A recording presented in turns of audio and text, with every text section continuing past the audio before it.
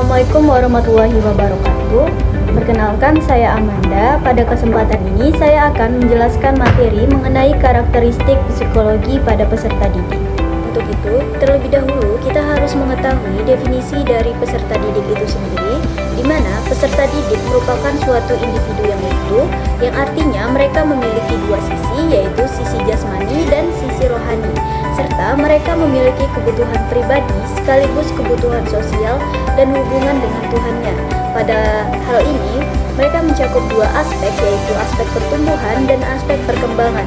Jika dilihat dari pertumbuhan, lebih menekankan pada aspek fisik seperti tinggi badan, berat badan, bentuk muka, dan lain sebagainya. Jika dilihat pada aspek perkembangan, lebih menekankan pada aspek psikis seperti cara mereka dalam berekspresi, seperti cara mereka dalam bersikap, beremosi, dan berpikir. Selanjutnya adalah perbedaan individu pada peserta didik. Seperti yang kita ketahui bahwa setiap individu pasti memiliki perbedaan baik dari fisik, psikologi maupun bidang perkembangan diri lainnya.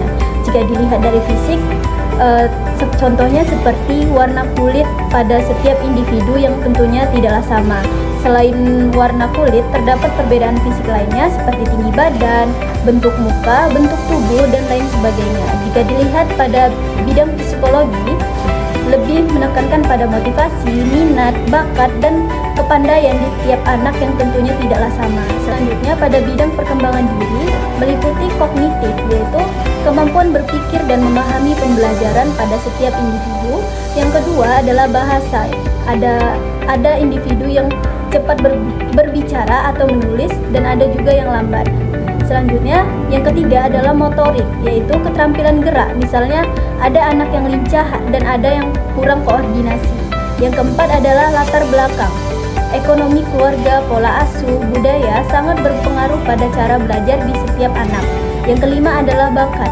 Kemampuan khusus seperti seni, musik, olahraga, ataupun teknologi.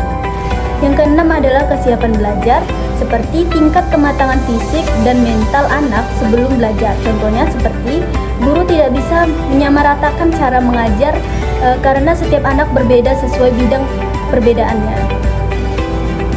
Selanjutnya adalah aspek pertumbuhan dan perkembangan pada peserta didik. Hal ini bisa meliputi fisik, intelektual, emosi, sosial, bahasa, nilai moral, dan sikap. Dilihat dari fisik, yaitu mencakup pertumbuhan otot, saraf, organ tubuh yang dapat mempengaruhi kecerdasan dan aktivitas belajar pada peserta didik. Yang kedua adalah intelektual, yaitu perkembangan kemampuan berpikir, kemampuan pemecahan masalah, inteligensi, dan kecerdasan emosional pada peserta didiknya. Yang ketiga adalah emosi, yaitu peserta didik dapat meluapkan emosi seperti marah, senang, kecewa yang dapat mempengaruhi semangat belajarnya. Selanjutnya adalah sosial, yaitu peserta didik sudah mampu belajar menyesuaikan diri, bekerja sama, dan bersosialisasi di lingkungan sekolah maupun lingkungan masyarakat. Selanjutnya adalah bahasa, yaitu kemampuan komunikasi baik secara lisan maupun secara tulisan. Terakhir adalah nilai moral dan sikap, yaitu peserta didik dapat belajar membedakan hal yang baik dan yang buruk melalui teladan guru dan orang tua.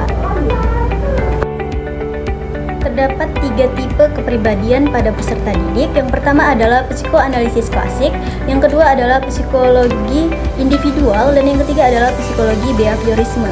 Jika dilihat dari psikoanalisis klasik, yaitu tipe kepribadian peserta didik yang mengikuti 3 tipe, yaitu yang pertama adalah ada anak yang lebih mengikuti dorongan atau naluri.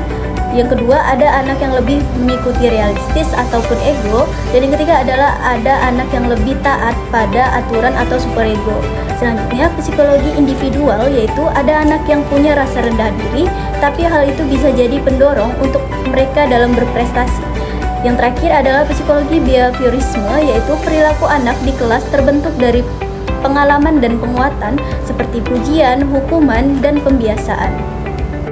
Yang terakhir adalah kesimpulan bahwa peserta didik merupakan suatu individu yang utuh dan unik, memiliki aspek jasmani dan rohani, sosial dan spiritual yang saling berhubungan dalam proses pertumbuhan dan perkembangannya. Sekian materi yang saya jelaskan. Assalamualaikum warahmatullahi wabarakatuh.